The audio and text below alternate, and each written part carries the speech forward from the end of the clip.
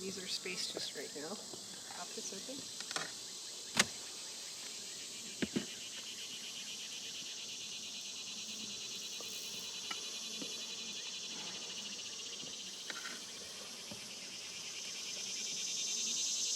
These guys will be happy to get more room.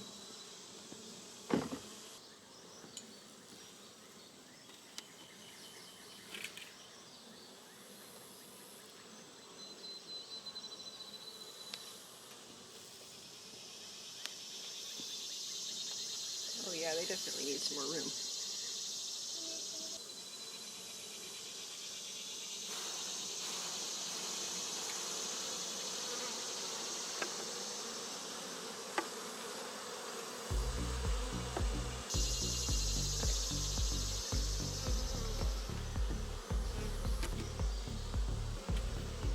Welcome to my garage.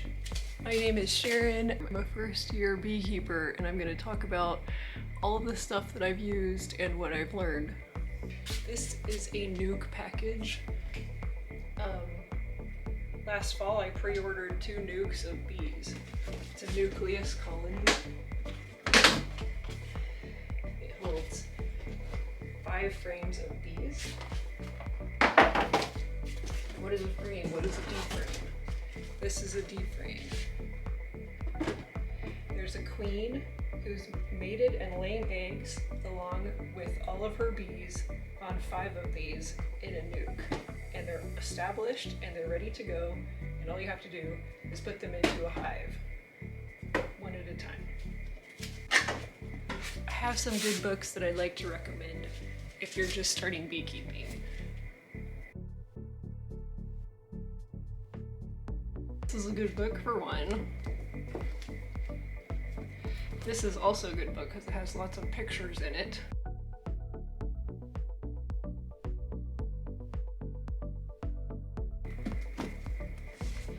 This was my go-to book that taught me what I needed to know to get started for the first couple of months.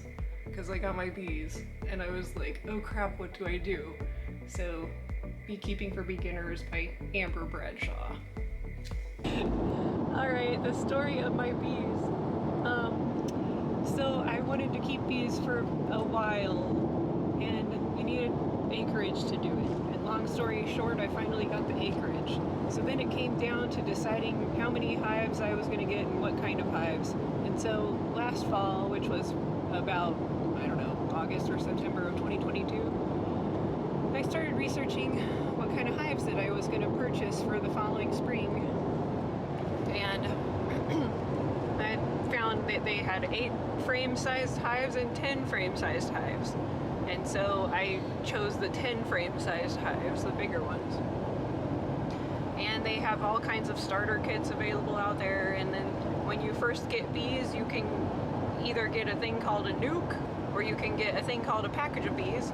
And what a nuke is it has a mated queen, and it comes with her bees, so that it's not like unlike a package, which is a bunch of bees shaken into a box that don't have a queen, and then they come with a brand new queen that's in a little cage, and she gets introduced and they have to accept her.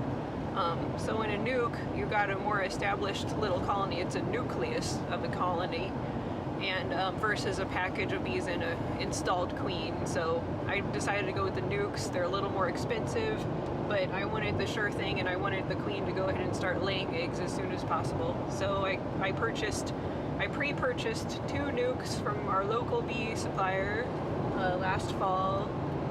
So I also purchased the makings of 2 full 10-frame hives, and I bought 2 hive setups that each were the same, and they each had had 2 deep boxes and 2 supers. This is from the Galena Farms website. It was just a good infographic on parts of a beehive. These are the kind of beehives that I have. And number 1 there is the top cover.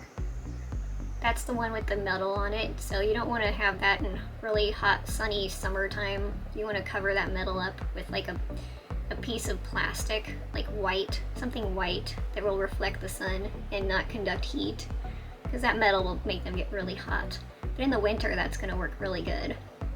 Number 2 is the inner cover. You can use it for feeding.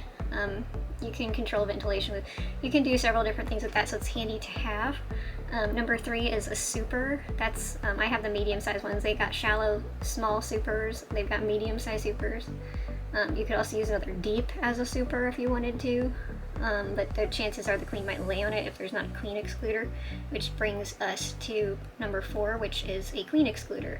That is either a plastic or metal sheet that only the worker bees can fit through, and you are going to use that to separate your honey supers from the brood boxes where the queen is laying eggs.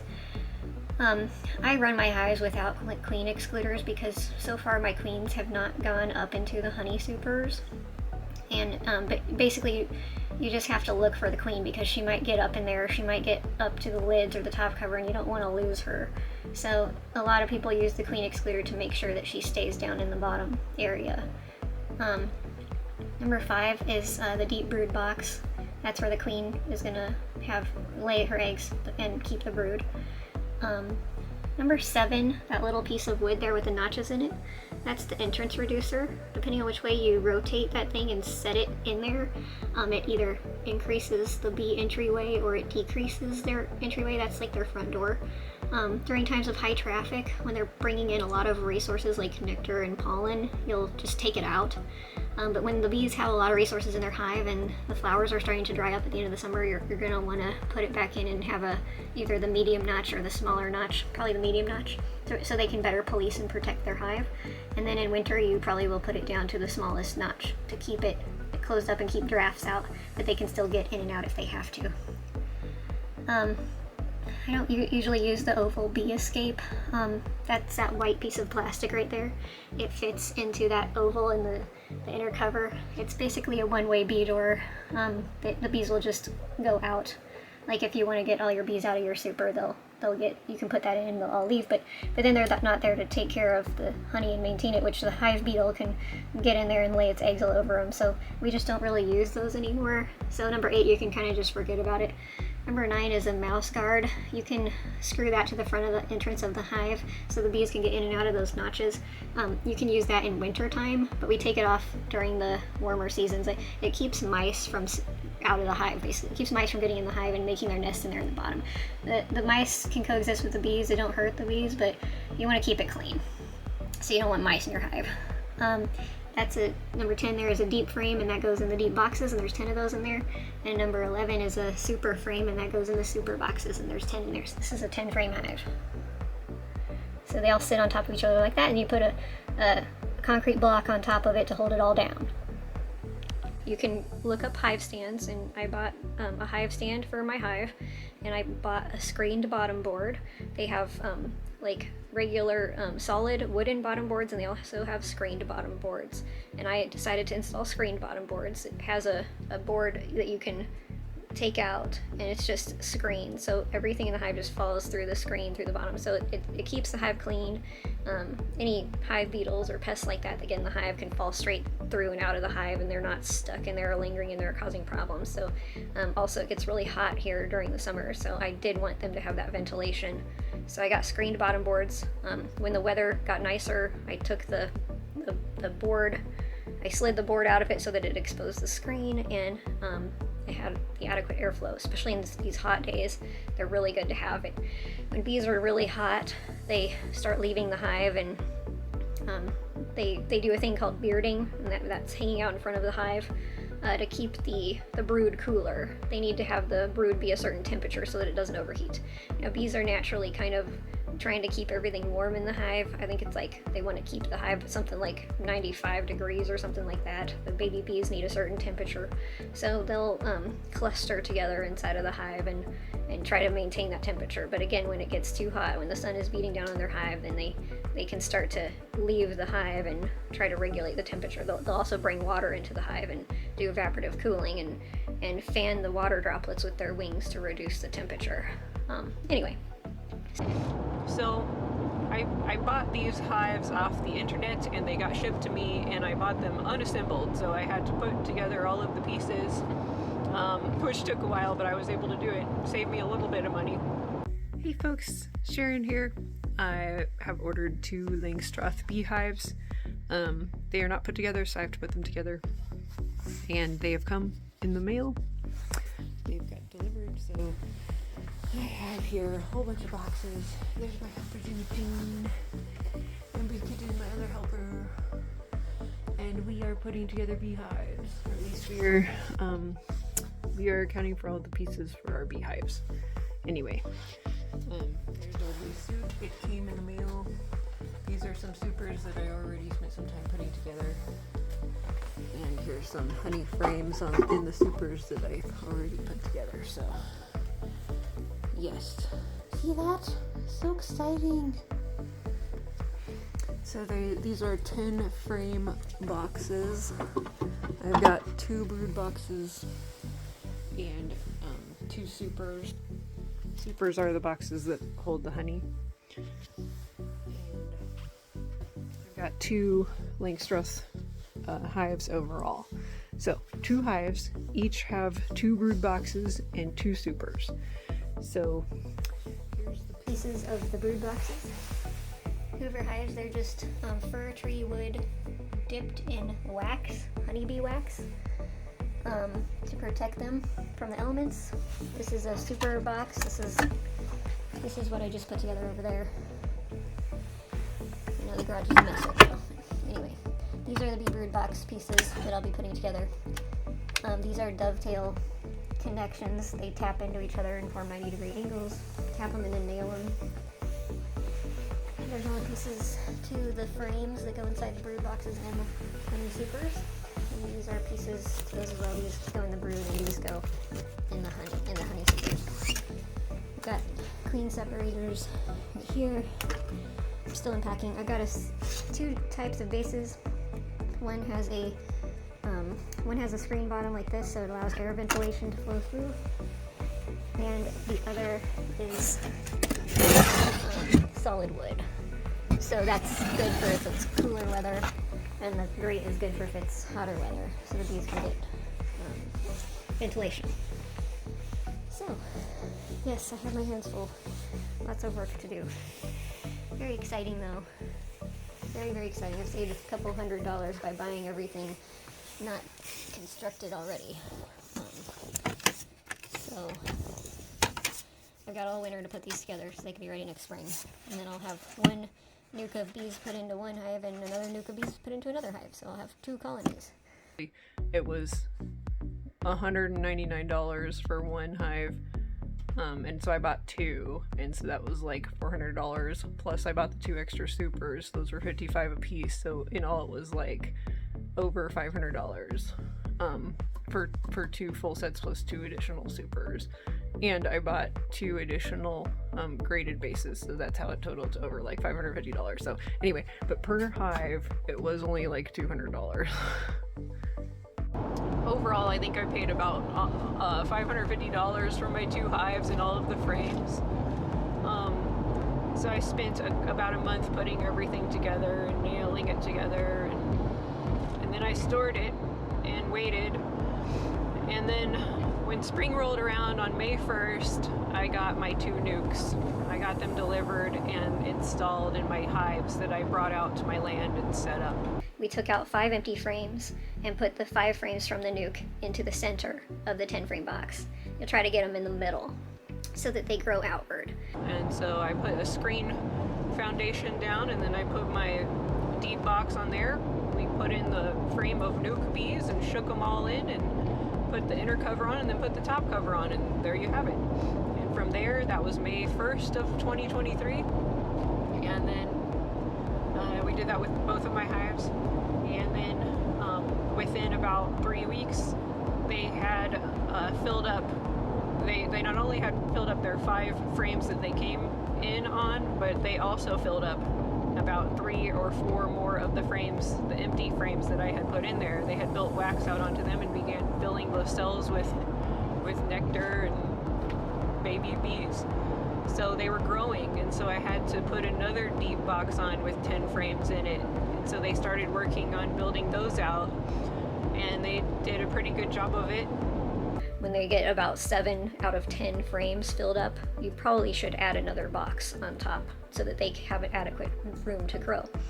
Now in my case, they began rapidly expanding and filling up that second box, and by late May and early June they were starting to fully exhibit swarm behavior. I was feeding them in May because we didn't have all of our flowers blooming yet. The nectar flow, they call it, when all the flowers and things like that are out blooming. It hadn't fully come on yet, so I was supplementing their feeding to try to really bolster them and grow their numbers. I started off feeding them 2-to-1 sugar water, which is 2 parts sugar and 1 part water, and then I ended up feeding them 1 part sugar and 1 part water.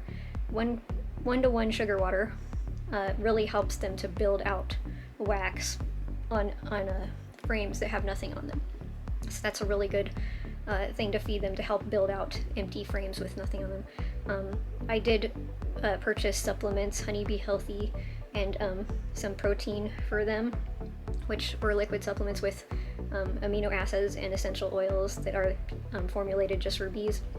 And I mixed that in with the 1-to-1 sugar water, and it really helped them. And I was monitoring them and giving them some probiotics and taking care of them and checking them every week.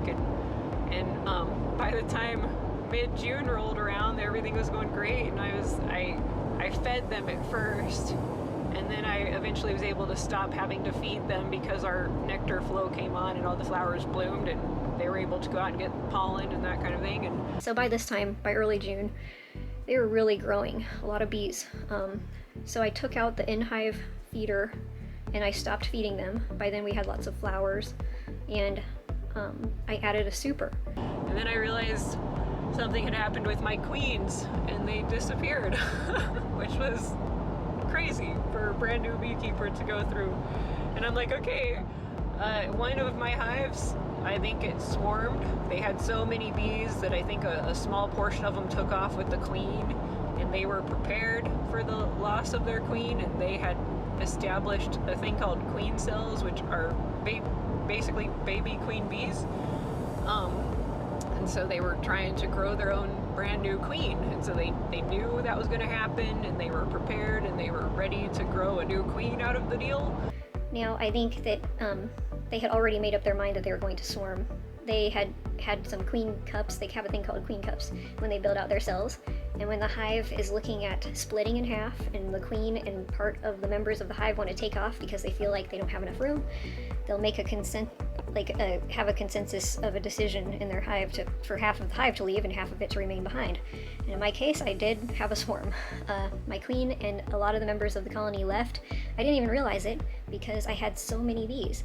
I pulled open the hive for an inspection on June 16th, by mid-June, and there was no queen. And when they don't have a queen, all they do is start bringing in resources and loading all of the frames with honey.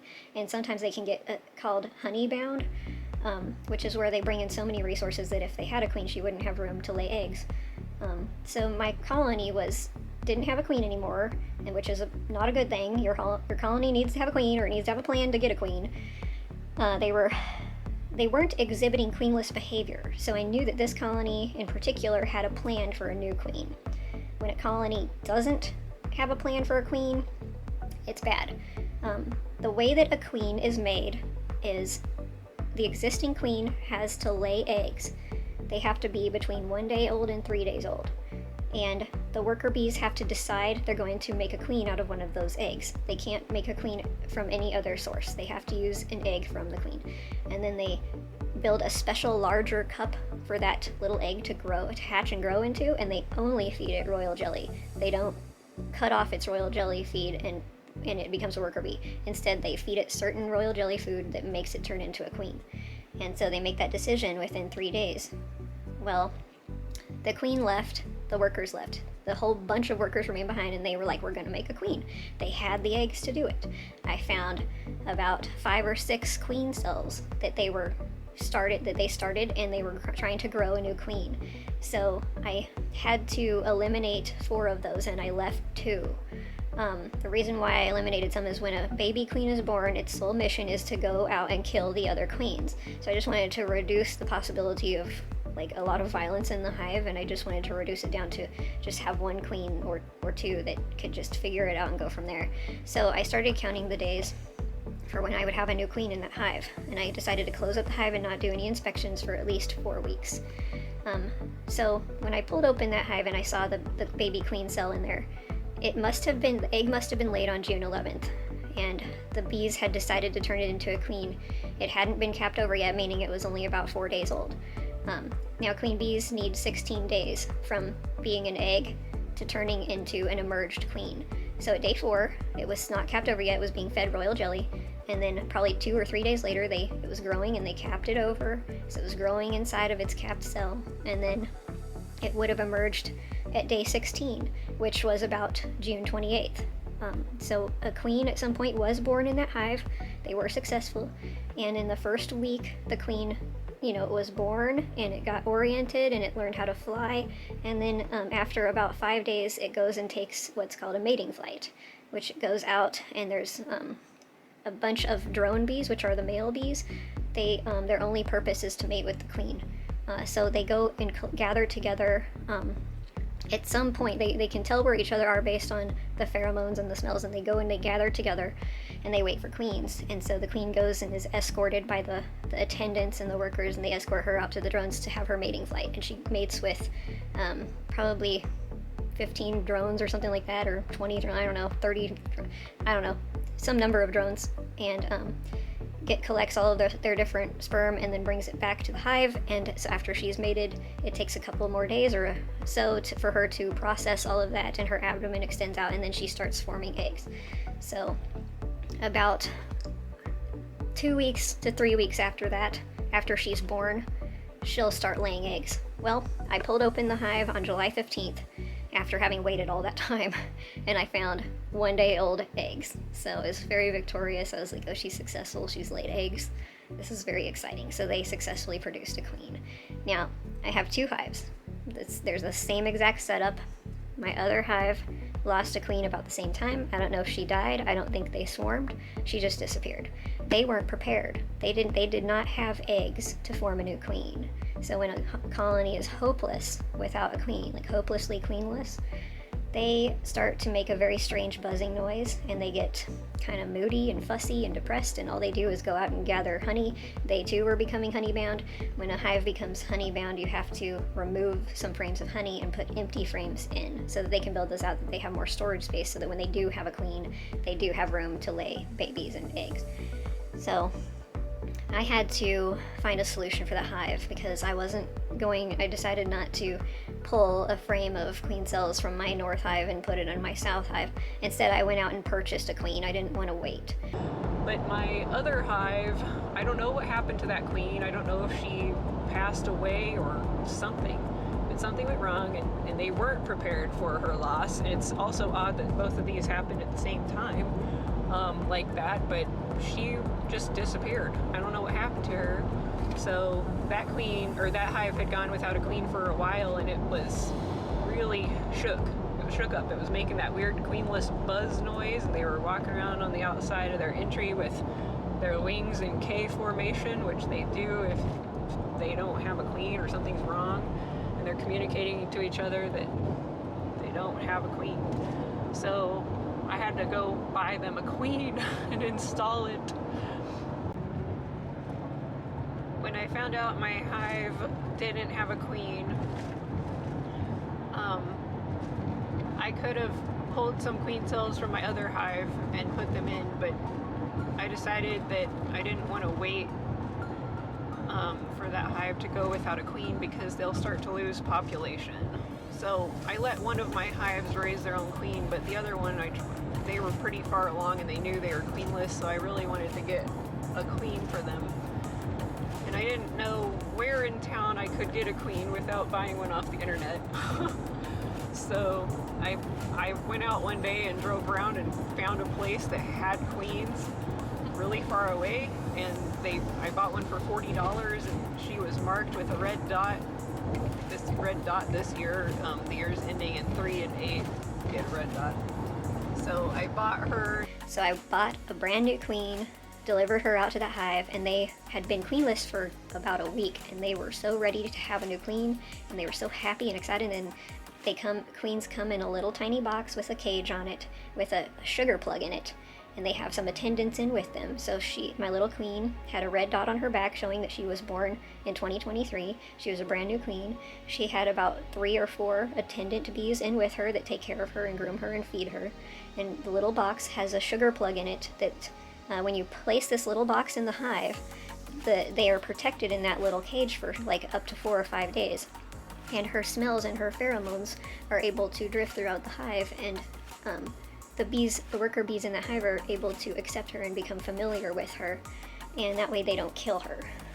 So they slowly eat her out, eat the sugar plug that opens up a passageway for her to escape the little box, basically.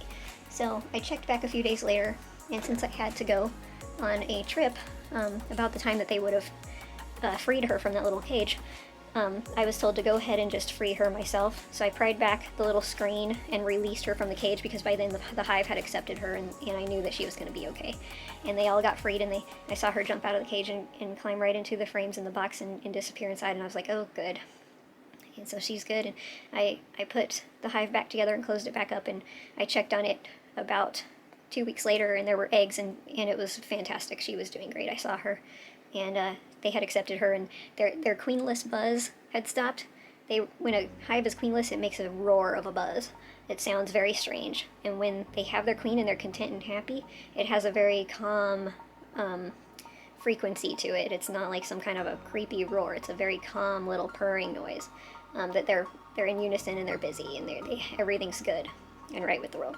Bees can also walk around and pace back and forth out front of the hive if they don't have a queen, and their wings will be in like a K formation.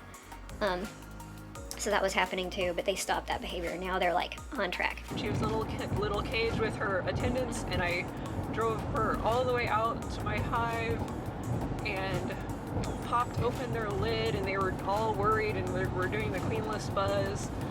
And suddenly I pull out a little box with a queen in it, and I gently set it down on top of their frames, and they all start perking up and coming over. And they got so excited, and they started to do a meet and greet, and they started to sniff each other and like lick each other and taste each other. And I was like, oh my gosh, they're accepting her. Oh my gosh, this is the coolest thing ever in the entire world. And they were so happy to have her, and they accepted her right away. They started fanning her smell out, letting the whole colony know that they had some hope. They were not hopeless anymore. When a hive of bees goes without a queen for a while, all they do, the workers don't know what to do. All they start to do is collect resources and try to build up their food reserves and make honey, because only the queen bee can lay eggs and produce population for the colony. And when she's gone, their numbers just start to diminish. And so they just start collecting honey because they get depressed, and that's the least they can do for each other during the hard time. And if enough time goes by, like over a month or a month and a half, the queen releases pheromones that suppress the development of the ovaries in the worker bees. And so their ovaries will start to develop, which is not good, and they'll start to try to lay their own eggs, and they don't know how to lay eggs, and they start laying more than one egg in each cell. So if you see more than one egg in a cell, then you know you have laying workers. The way to solve laying workers is you need to go to a different hive and pull out a frame of brood with baby bees on it, like with eggs on it rather, like brand new eggs that are under 3 days old.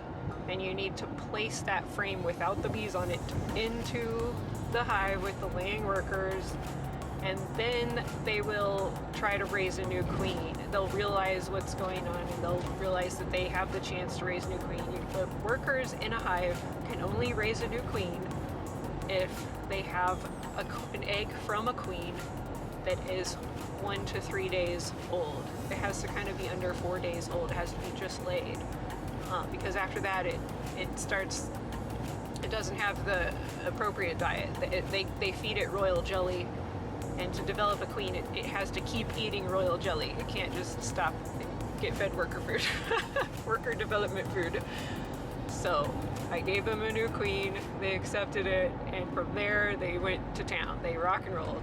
I had to come back and release her from the cage a few days later because I had to go out of town, and she was almost released and they would have been just fine if I had been around, but I went ahead and released her in and was able to crack everything open and get in there and dig her little cage out and pop the screen off, and I saw her jump right into the hive and climb right down into the frames. And so that was very exciting. I was like, okay, good, she's in the hive, we're gonna close it up, they're good to go. And within a week she was laying eggs, and now it's very, very end of July, and I bought her and released her into that hive about June 17th or so. That was mid-June. So she's been laying ever since late June, and their numbers have just expanded greatly, and they're producing a lot of honey this year. So that hive did so well that I had added supers to the hives in late June, and they began to really, the nectar flow was in full force by that time. We had all the clover, blackberries, our locust tree, like black locust, all of our trees. There was like a lot of pollen. So the bees were just like coming and going and bringing in resources like crazy. So on that hive now, since it's July 30th, I bought those nukes and installed them on May 1st, and now it's July 30th. On my south hive with that queen that I installed, we have 2 loaded brood boxes with 3 honey supers right now, which is awesome. They're rocking and rolling. They have a major population. They're doing great. On my north hive, they were able to produce a queen by themselves, which was, I was counting the days. The queen cells that they started that I left in there were about 4 days old on June 16th. And I left them in there and I closed up the hive, and I didn't go back into the hive until 3 weeks later or so, but I was counting the days. It takes 16 days for a new queen to emerge, and so I was like, okay, I've got 12 more days. She's probably going to be born around June 28th. Well, it turned out she was, and she was born, and she was able to develop and go on her like orientation flights with her assistant bees. And they were able to take her out, and she was able to mate with a bunch of drone bees, which are male bees.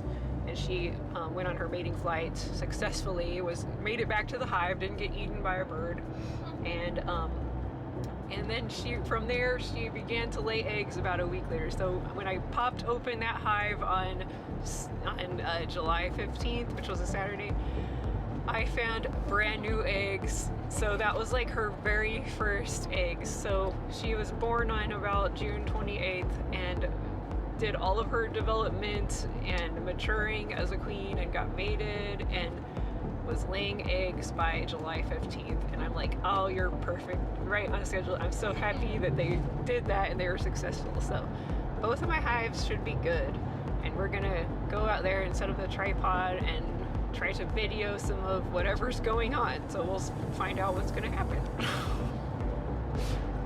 you don't normally harvest honey the first year that you have bees.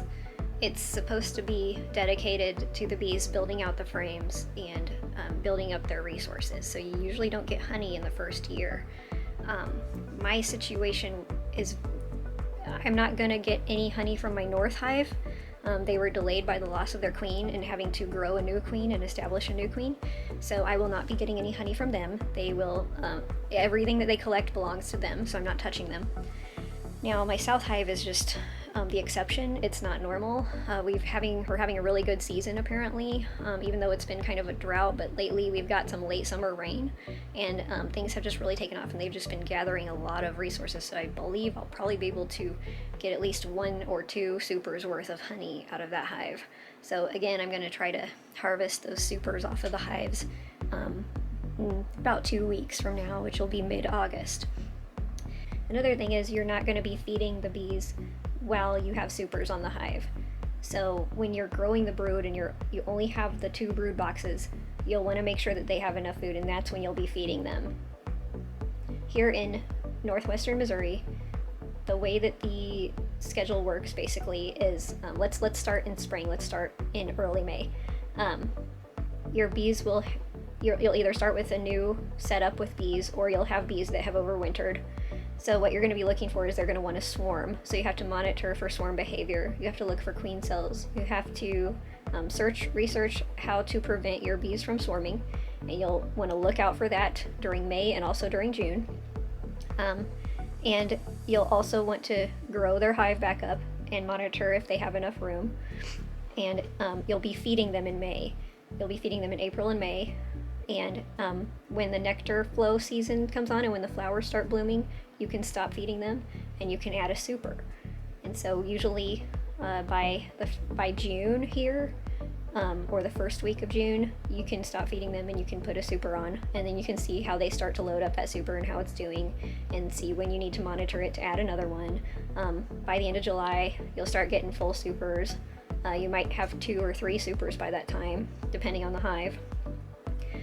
So by mid-August, you'll probably take those supers off, and by late August, you'll be feeding them again. You'll be feeding them 1-to-1 sugar water in the spring, in May and June, April and May, and then you'll be feeding them 1-to-1 sugar water in late August through late October. By the time of the first freeze here, you'll be wanting to feed them the candy board. That's the dry sugar, and you'll be replacing their candy board once a month. That's November, December, January, February, maybe even March, depending on when it's freezing. So maybe like 5 times you'll be replacing that candy board, maybe even April. So that's might even be 6 times. So, but when it starts to not freeze anymore, about April here, you'll start over again with the 1-to-1 sugar water or the 2-to-1 sugar water, depending on how much you need to grow the brood. Growing brood, you'll use 2-to-1 sugar water, and trying to have them build out wax and be more active, you'll use 1-to-1 sugar water, or less. So it all just kind of depends on what's available out in nature. There's a lot of research on this, so you can look it up and find out what's best for you and your situation. But yeah, here in Northwest Missouri, during usually June, July, and August, you don't have to feed them. Here are my hives. Today is July 30th, 2023. It's a Sunday, and they're out foraging, and they're looking pretty good. So we had some freak thunderstorms in the past couple of weeks, so I had stacked a bunch, and it's also been like over 100 degrees. So I have some top liquid feeders on that I put water in to try to give them a really nearby water source to keep them cool. So it looks like they're thriving, and the storms haven't, the wind has knocked down some of the cardboard, but it looks like they're still shaded from the intense heat for the most part. So they basically look like they're doing awesome. I'm so happy right now. So we'll crack them open here in a second. I have a bee watering station over there in the background.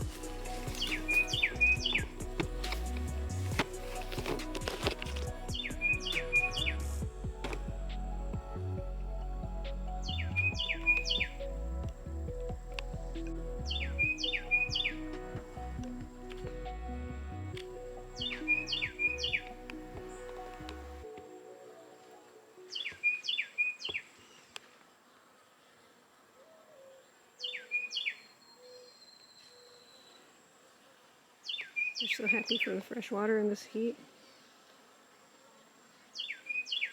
So great, they love it so much. Orchard bees tasked with bringing back water and putting it into the hives to keep the brood the right temperature.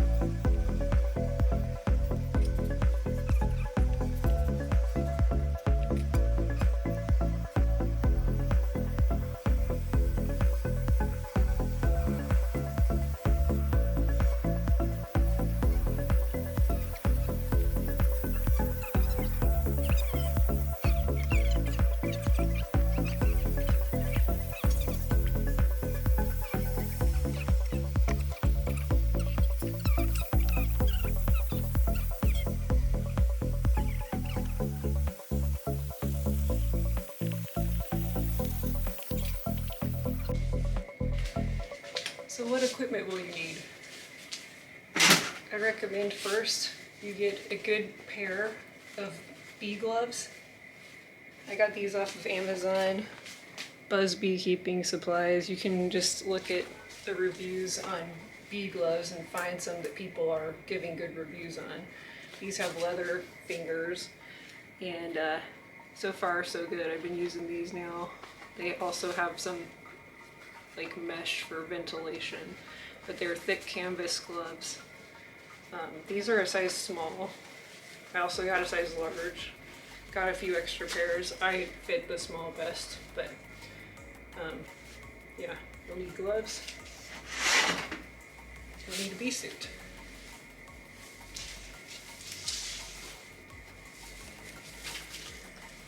Recommend you get your bee suit. Get yourself a bee suit. Now, first time I opened a bee suit, I was like, how does this thing work? Well, for this one, it just zips straight down like that. It also has some zippers on the legs. Not all of them do, but this one does. After you zip it all up,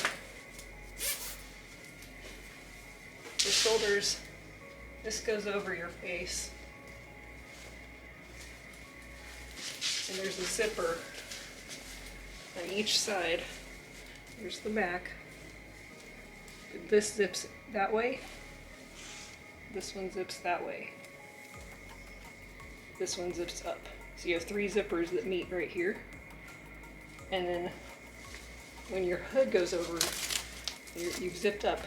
This Velcro covers all of those zippers together so that the bees can't penetrate.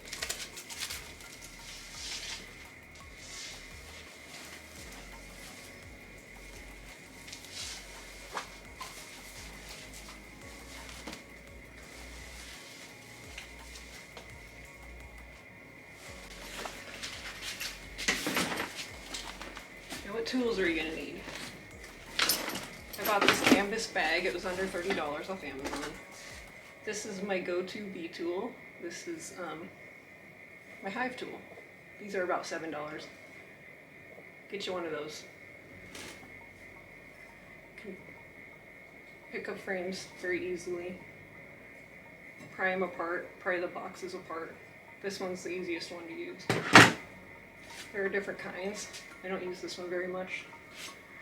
This is another one that I have. It's better. I like the hook. I don't use it very much either because, again, this one. These pickup frames. Sometimes I use them if they're really hard to get frames out. Bee brush.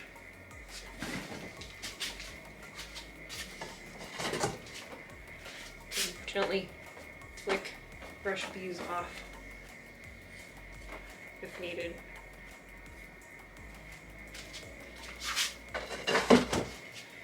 Or you can just shake the frame really well and they lose their footing. I try to do that instead so I don't injure any of them. It's important not to injure any of them. Super DFM honeybee microbial supplement. It's like a probiotic for bees. It helps their digestion. It's really good if they're going to be in an area, especially that's been sprayed with pesticide or something like that. This will help keep them healthy. So my bees get this. Get 2 or 3 tablespoons or teaspoons of it, and then you just sprinkle it over the frames. I get an extra plastic container to hold extra wax. Bee sting kit. There's a little scooper. All of these tools come in starter kits. This is a thing called a robbing screen. It goes over the entrance of the hive, and it has little openings at the top. It helps protect bees' hives from being robbed out. You tack this to the front of the hive, and it prevents foreign bees from entering, and the bees that live in the hive will go in there, and they can go in, and that way they're not robbed out by other foreign bees. Other bees want to steal their honey, so that helps protect them. If you have hive beetles, you can lay a dry sweeping Swiffer cloth across the top of the frames, and it traps them. The bees will rough it up, and the hive beetles will get stuck in this.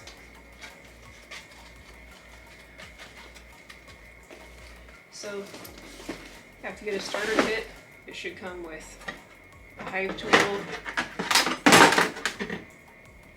a brush, frame gripper. Those are the basics. Let's talk about smokers. This is the best smoker that I found. It has the rounded top. Got it off of Amazon. That's just a bolt that I stuck in there.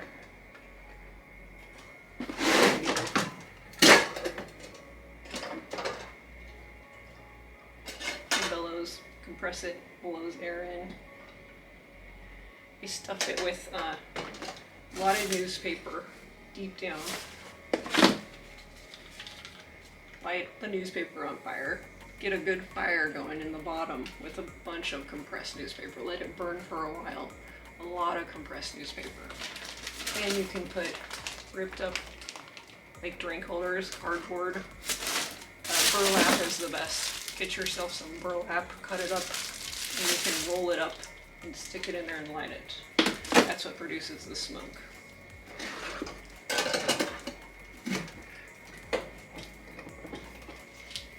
When it gets hot outside, make sure you bring fresh, clean water for your bees. I got like a 20 pack of these things, put a bunch of water in them, had a bee watering station about 50 feet, 100 feet away from the hives. You don't stick these things straight in the hives, you just put them out somewhere where the bees come to them, and then they can drink from them so they don't drown. Bee watering station in hot weather, the way to go.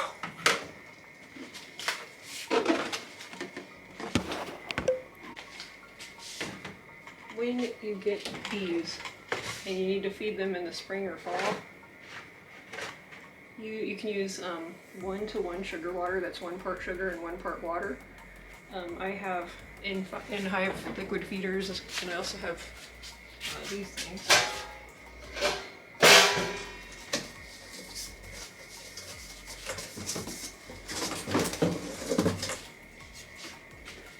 They sit straight into the box.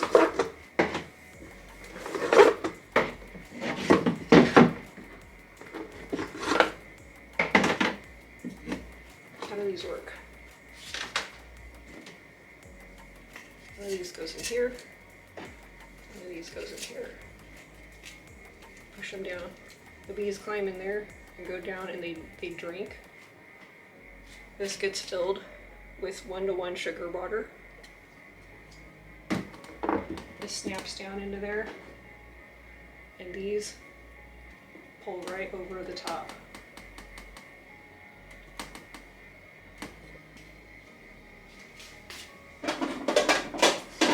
There are other ways to feed.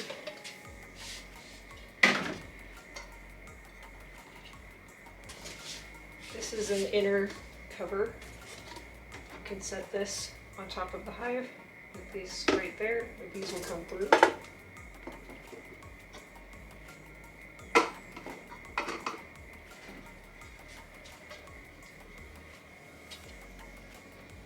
Then you pour your 1-to-1 in there, and then you put the lid on.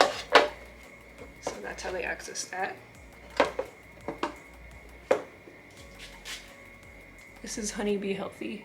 Has it's a feeding stimulant with essential oils, so it helps keep the sugar from fermenting.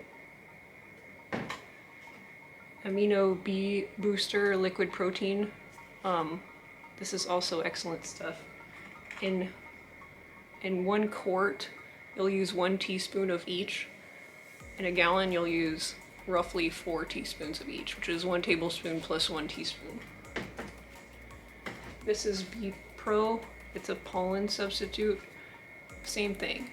1 teaspoon of this for a quart, or up to like 4 teaspoons of it for a gallon. These are what you want.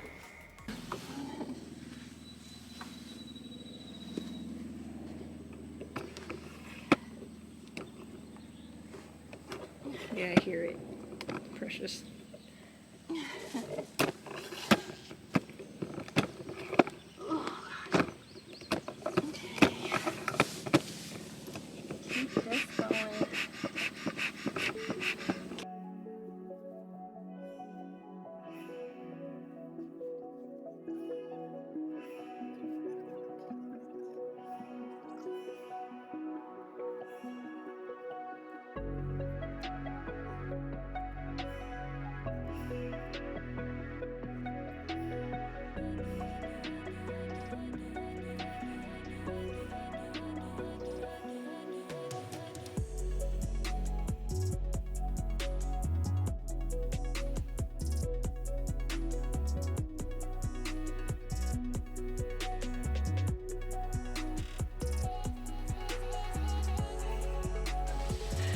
We were doing orientation flights over here a little bit ago, but now I think they've gone in. Because there's not as many flying around.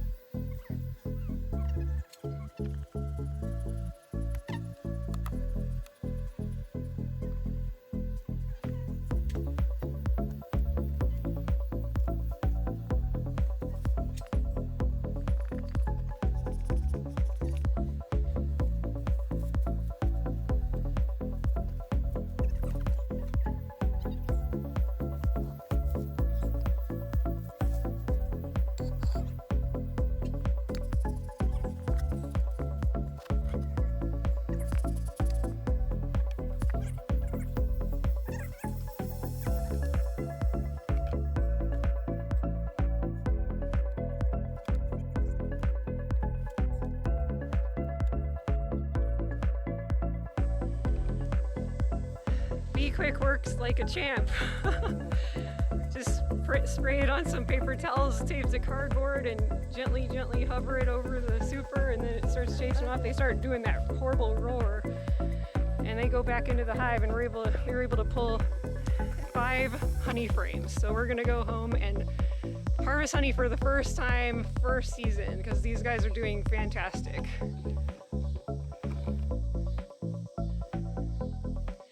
Today is August 4th, 2023. It's a Friday evening. Our wildflowers are coming back up. We got thistle.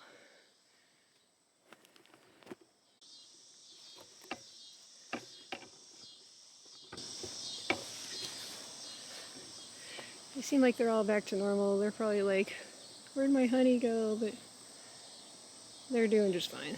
They'll be totally fine.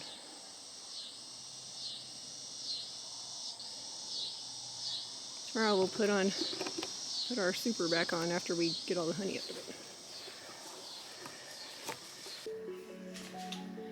We just pulled 5 loaded frames of honey from our supers, and we are about to process them for the first time.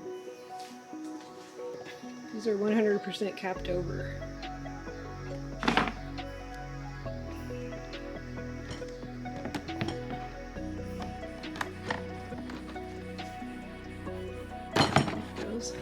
And they're pretty heavy. Oh, that one weighs probably at least 5 pounds. So I'm gonna stick them into the spinner after I uncap them.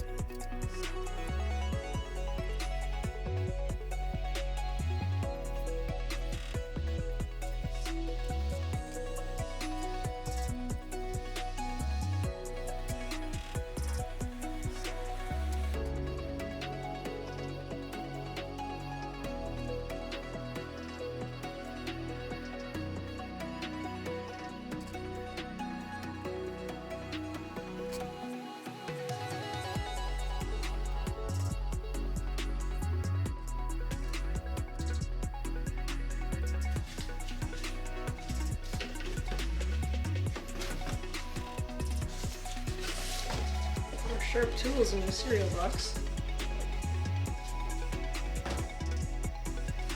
And capping knife. Nice and clean.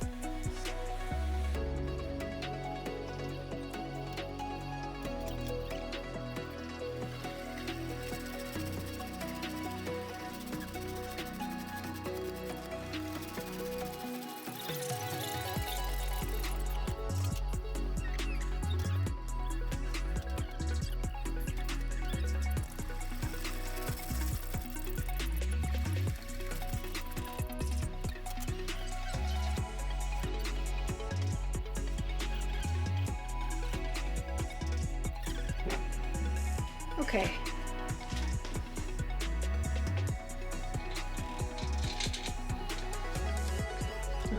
Oh my gosh.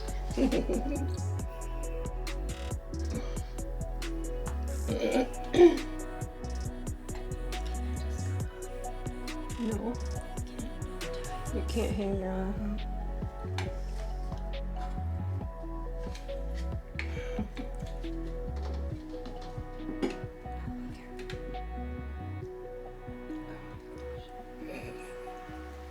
Wow. Oh my gosh, look how much more there is in there. This is wonderful. Why did Okay, let's hold back a little bit. Let's just let it here. Just you can just let it go like that for a oh second. my gosh. Let it go ahead and Go. do what it does.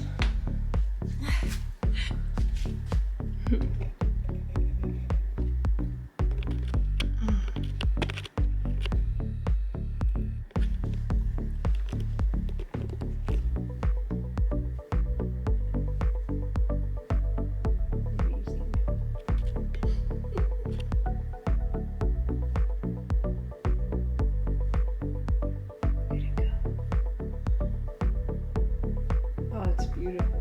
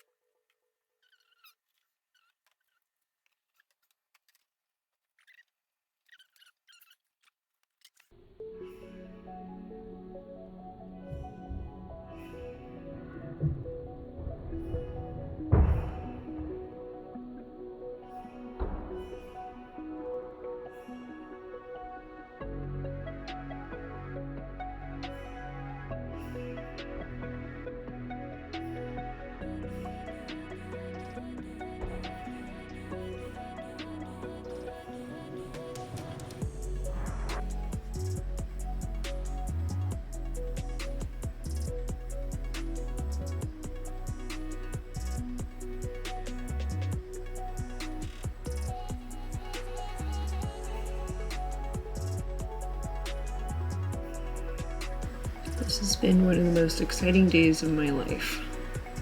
My very first honey harvest, August 4th, 2023. 16 pounds of honey and 16 1-pound honey bears.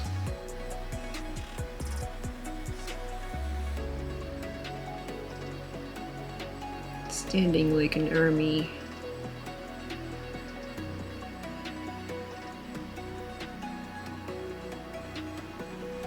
Most golden, pure, clear yellow honey with hints of clover and thistle, blackberry.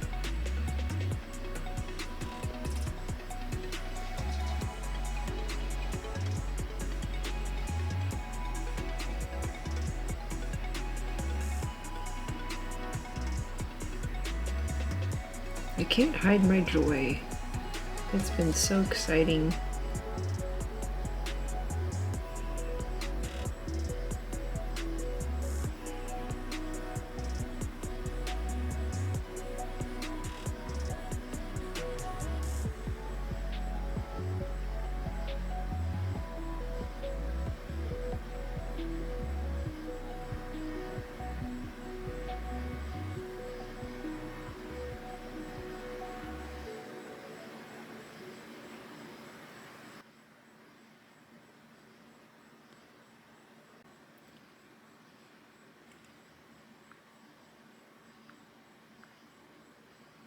This is a video of the queen in my south hive. She's laying eggs. She's marked. I bought her when this hive went queenless on June 16th, and I bought her on the 17th. They accepted her. And they've been rocking and rolling ever since, and they are the ones that produced all of that honey.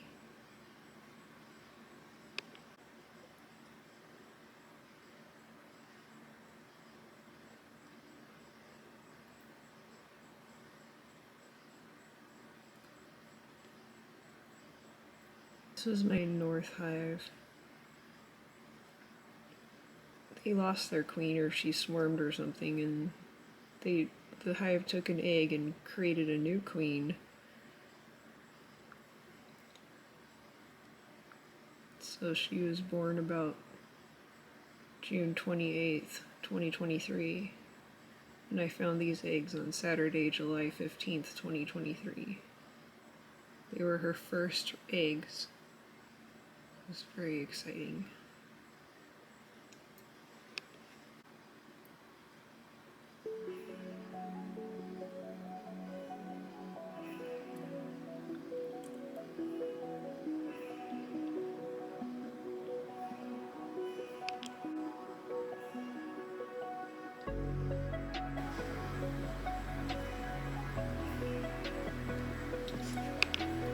That was me pondering my new hives in May of 2023. Now, my plan for the rest of August, again here in northwestern Missouri, is when I harvest the honey out of the hives, I'll take their supers off. But I'm going to start feeding them the following week. I'm going to start feeding them 1-to-1 sugar water, 1 part water, 1 part sugar, with the Honeybee Healthy, the amino acids, Honeybee Plus protein mixture, and also with pollen substitute. Those are my 3 additives: Honeybee Healthy, Honeybee Plus, and pollen substitute. So it's going to be for every quart, you'll have 1 part sugar, 1 part water, and then you'll mix in 1 teaspoon of each of those 3 additives.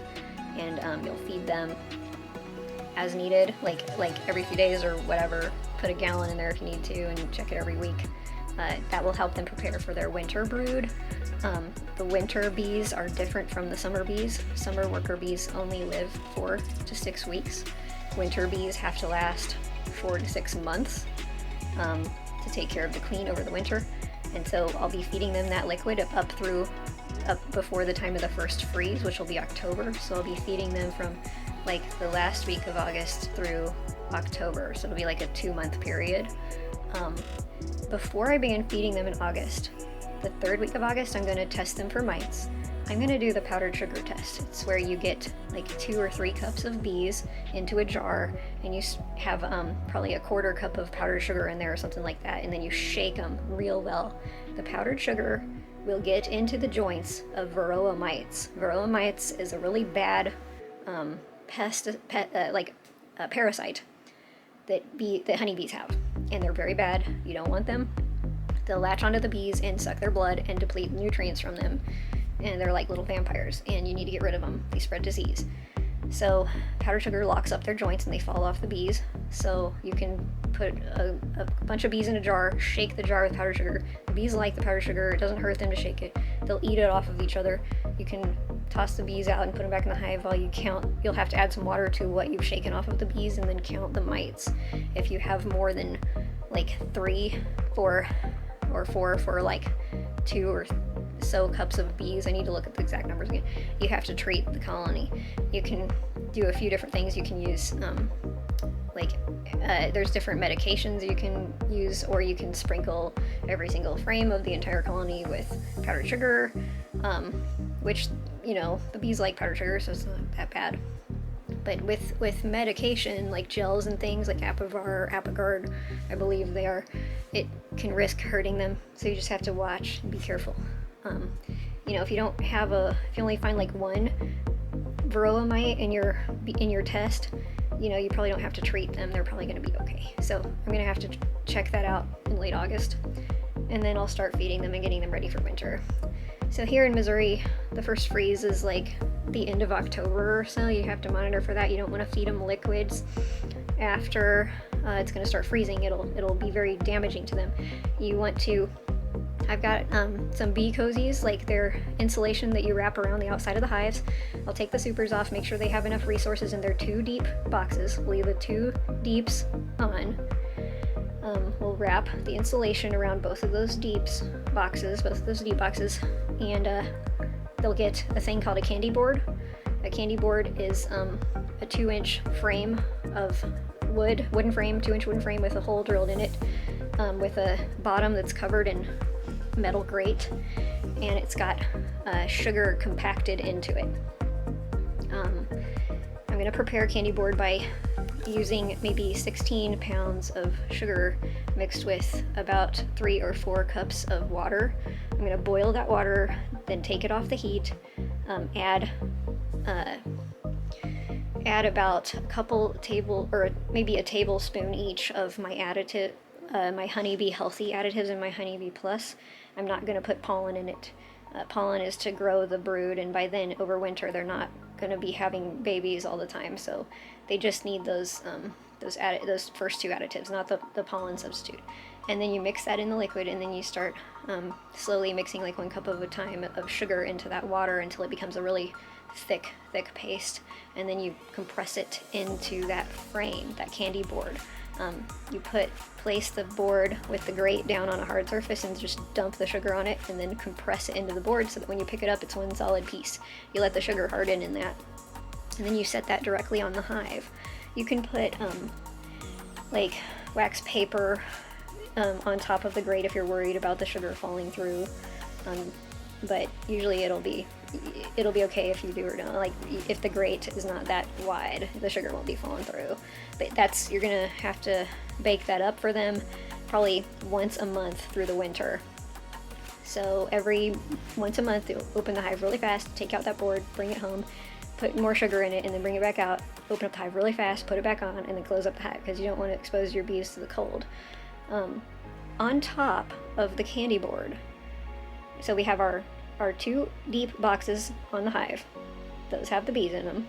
We've wrapped it with insulation. We have our candy board on top of that. And then on top of that, we're going to have an in-hive feeder. On top of the candy board, we'll have a liquid in-hive feeder, except we won't put liquid in it. We won't put any like 1-to-1 sugar water or anything like that in it. What we're going to put in the liquid in-hive feeder instead is small animal wood chips, like from the pet store. Just fluff them up and dump wood chips in that top box, and it's basically a box that has 2 units in it that you can dump something in, either liquid feed, or you can pour all that out, have it all dry, and then put those wood chips in there. For winter, the wood chips will be insulation. So you've got your 2 boxes of bees, your bottom board is you're gonna put like a piece of chloroplast on top of that. It's not gonna seal it all the way. They'll still have some airflow, which they need because moisture kills bees. You don't want condensation in there. They produce condensation, so they need some airflow. But you'll put a piece of chloroplast or corrugated plastic cardboard in there, like political signs are made out of, and trim it to fit the bottom. Just slide it in there and then put an entrance reducer on so they have a tiny little hole to get in and out still. Put the insulation around the boxes, put the candy board on, and then you'll put the candy board on, and then you'll put the in-hive feeder on, and you'll dump wood chips in it, and then you'll put the top lid of the hive on, and that should do it. Just put a concrete block on top of that and leave it out in full sun. And if you have to protect it from wind, put up some stakes and a tarp like away from the hive, like 5 or so feet away at least, and put that up, but just try to shield them from the winter winds. But they can be in full sun out there. That's great for them. So that's my plans for winter. How did I feel about first year of beekeeping? As a whole other question. I get into a very analytical mode of the facts, strictly the facts, and trying to adhere to things and check mark the boxes and make sure I'm doing everything right. When it comes to all the range of emotions and feelings that I'm going through when I have to learn something new or try something new, oh my goodness. So I knew I wanted to do bees. I thought it would be so cool, and I knew I would like it. So I committed to it. I spent way more money than I thought I would. I thought I would be able to get started for maybe like a max of, $1,300 max. Like suits and tools and equipment and hives and bees and everything. Well, as time went on, I've probably spent, the hives, I bought 2 hive setups, which cost me just under $600 at first, and I did those where I had to assemble them myself. So I went through all the emotions of having to get down there in my free time and put all of those frames together and all those boxes together, which was really hard. And later on I bought more hive parts, and I bought enough to have an extra hive if I needed it, which it's in storage in the garage right now, but I've used pieces of it. So that cost me another couple $100. I bought initial bee suits. One of them ripped apart, and I decided that I needed a more robust bee suit, so those were given to me as a gift, so that was very nice, but I'm sure they were very expensive. You can spend like a couple $100 on one really high quality bee suit, so that's another expense. The tools, I probably spent $70 on a box, like a kit of tools. I didn't like the smoker that came with it, so I bought another smoker for another $40. Bought all these things like lighters and burlap and additives and sugar. You'll be buying tons of sugar and all kinds of extra things like bee probiotics. I've already gone through a couple of packages of that over the months. I probably spent maybe like $3,000 or $4,000. Probably more, who knows. I bought so many books and stuff to make honey. Yeah, you'll need stuff to make honey and stuff to process wax. Let's talk about that for a moment. When it comes to processing honey, you're gonna need a honey bucket that's food grade with a spigot and a lid. You're gonna need a honey spinner. You can spend up to $200 or more on a honey spinner alone. I've got a 3-frame spinner that I bought that's a manual one, it's not an electric one. So I spent probably about $140 on that. It's about 3 feet tall, and it's a steel drum thing that has a thing you put the frames in. You uncap them and you stick the frames in, you spin them, and it spins the honey out of them, and the honey drips to the bottom, has a spigot, and it drains out, and you can put it in your bucket. I've bought $1,000 worth of honey bears and labels. So I'm just waiting to be able to harvest honey so that I can put them all in my honey bears and stick my labels on them and get going with that.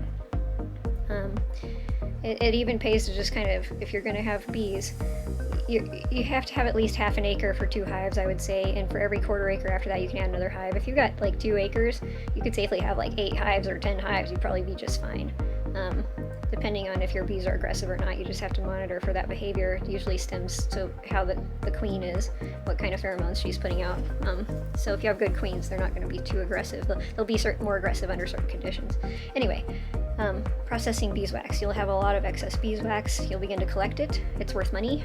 You'll collect it all together, and when you're uncapping your honey frames, you'll save that wax, and you'll be boiling it down. straining it out and melting it down and refining it and turning it into candles, or just selling it straight up as beeswax. So you're going to have, your bees are going to produce honey and they're going to produce wax, and you've got to process both of those things, and you can research how to do both of those things, and it's very fascinating in itself. So that's what your business will end up being. I've already had random neighbors stop by and ask me, when are my bees going to produce honey? They want to buy some. They want local honey. They want it for their allergies. They're very excited about it. So I'm definitely going to have buyers for it. Right now, honey goes for about $1 an ounce. So if you got an 8-ounce honey bear, you're going to get $8 off of it. So the money and the honey really starts to add up. So it really does turn into a business. So you can start preparing for that as well. Anyway, I was talking about the emotions of this whole thing. It's been learning, a lot of learning, and a lot of like trying to identify what's going on. My bees don't seem like they're textbook bees, and everything I'm reading online or in books or seeing on YouTube is not necessarily matching up. It is after I've realized over time what's going on, but trying to identify what's happening with your bees is where you're going to be spending your time and what you're going to be worrying about. I once thought one of my queens was dead in front of the hive, and it was a wasp that was dead that they'd attacked and killed, so was not a queen. You also have to identify if you have queen issues and there's something's wrong, or if you've got wax moths or hive beetles or other parasites that you need to take care of, or if there's disease or sickness going on in your hive, or if the bees, something's wrong with them, if their wings are deformed. You have to look for all of those things, and you have to apply solutions for it as their keeper. You have to take care of them. So it feels like having 70,000 children. That's what it feels like. Plus I have to drive 45 minutes to get out to my hive, so I'm always like chewing my fingernails down every time I'm driving out there just to check on them and see how it's going with them. So I go through all the emotions. When they went queenless, I worried about them, and I went out and got them a new queen. And when my other hive was producing its own queen, I was worried about them too, and I had to wait 6 weeks before I could see evidence of a new queen in that hive, and I just thank God they were successful. So it's just wonderful. I'm just very thankful for God, and He made bees, and they're just the most fascinating thing in the world. They're a reflection of God and structure and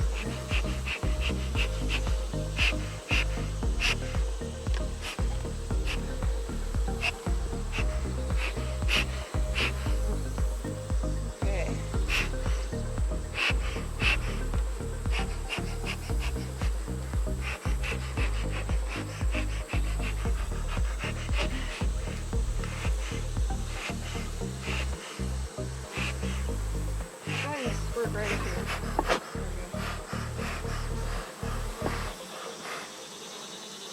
Did that work?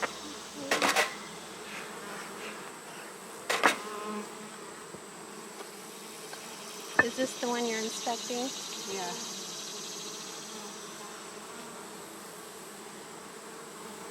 Any new babies or? Here's I'm seeing larvae.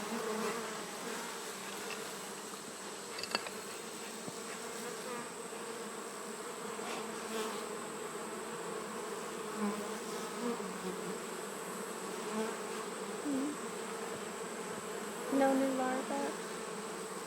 Seeing some little tiny bit of pollen. Larvae, Oh, good. several days old larvae.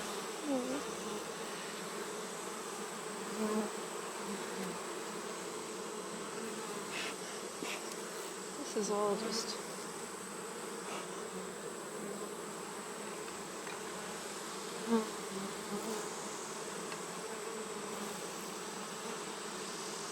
yeah, there's eggs in here. Oh, good. Oh, praise God. There's Oh, eggs. excellent. Okay. There's little tiny eggs in there, and they just they're standing up. You can't even see them. Just like, okay. Yeah. All right. So, Okay. I don't know if you can see it, but on the top, there's little itty bitty, like itty bitty, little dots.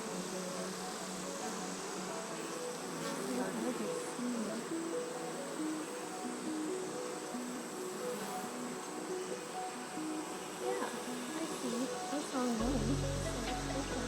Okay. Well, that just shows me what I need to see there. I don't have to get into here any longer. Alrighty. The queen has been here, so Let's put them away. I trust their Let them do efforts. their work. Yeah, they're good. Okay. I've seen like 1 day old eggs, so that's That's wonderful. that's happy times. Yeah. I think And that they're peaceful. they might need more pollen, but I'm seeing lots of honey. I think they'll be fine. I don't have to bother them for at least. And I'm not seeing anything weird. I'm not like, with the naked eye, I'm not seeing any mites. I'm not seeing any signs of disease. I think that They look real healthy. yeah. Beautiful little healthy babies. Oh, wonderful. Okay. So I'm gonna go back to these supers.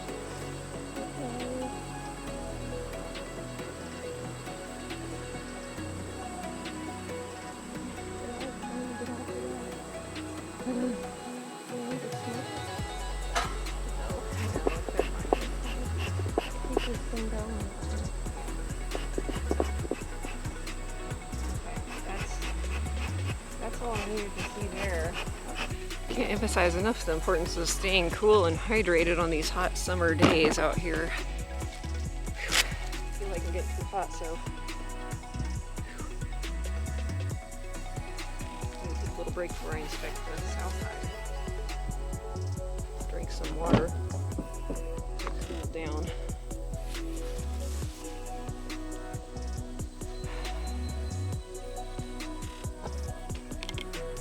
Yeah, there's no breeze. It's hot. It's like humid. Just need to inspect. Well, you know, we did have cloud cover. It went away.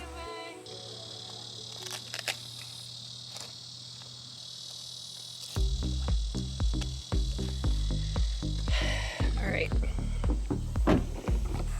All right. Choke on this smoke. It's good. Oh my. Oh, the whole Whoa. thing. Oh. Okay.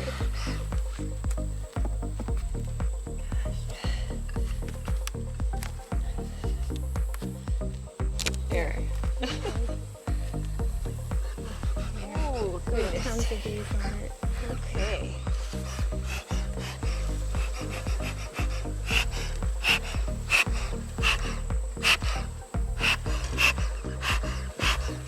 Okay, smoking's going real good. There you go.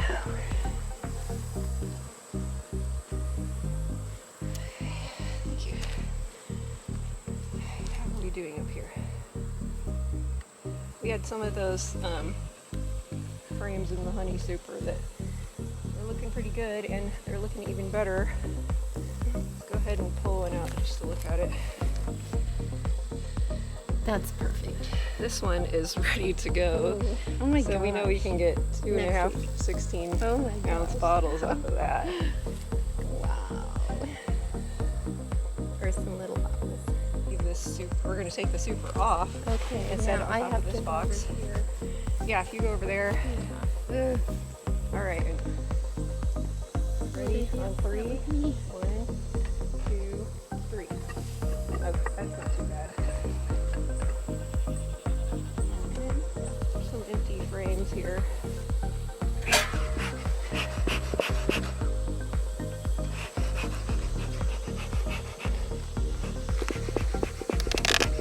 I think it should be. Okay, let's put it on top of the other one. Okay, hold on.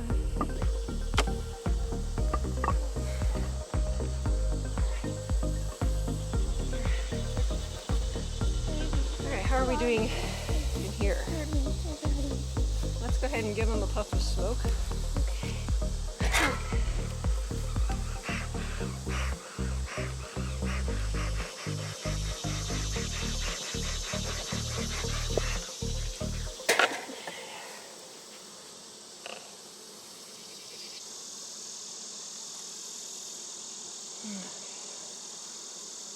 Now we're looking for eggs. Yep. Queen will surely not be here. These are almost all capped. Probably 80% capped over here. Oh wow, yeah. Is that a drone cell? Yeah, there's drone cells. Looking beautiful. Loaded. New baby bees. Okay. Do you want me to move that? Yeah, please.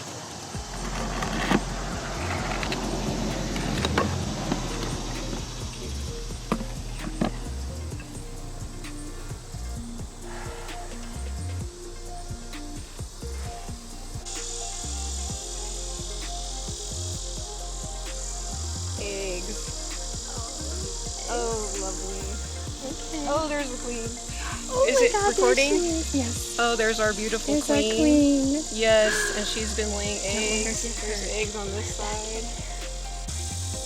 She's got eggs all over this beautiful frame. She's a gorgeous queen, and there she They're is. caring for her, and she's looking for more places to Oh lay. my gosh, Sharon, you better don't snatch her. Gently put her back in. Finished our hive inspections, and in South Hive we found the queen and we found her fresh eggs, and in the North Hive we found fresh eggs that were laid within the last day. So these guys are doing well. They have good brood patterns. I hadn't seen any evidence of disease or mites or anything. I'll be doing a mite check probably in the next 2 weeks. Gonna be taking the honey supers probably next weekend, whatever state they're in. It's really hot lately, so these guys are kind of, we got their robbing screens on, of course, but these guys are trying to keep their hives cool. We've got the hats on the hives, like the white chloroplasts and white trash bags, to try to keep the temp down, give them shade. The tops are covered in cement pavers, so that'll help regulate temperature and get some of that heat reflected off there. That's what's going on. Looking good. So happy. Great day. Beautiful day. Some of the honey in South Hive is ready to be harvested again. That'll be in the next couple weeks. We got our bee watering station in order here. Animal came and knocked a lot of stuff over, but now it's in good shape. So it's pretty close to the hive, so they can have fresh water as the heat ramps up. They don't have to go very far. So there we have it. Saturday, August 12th, 2023.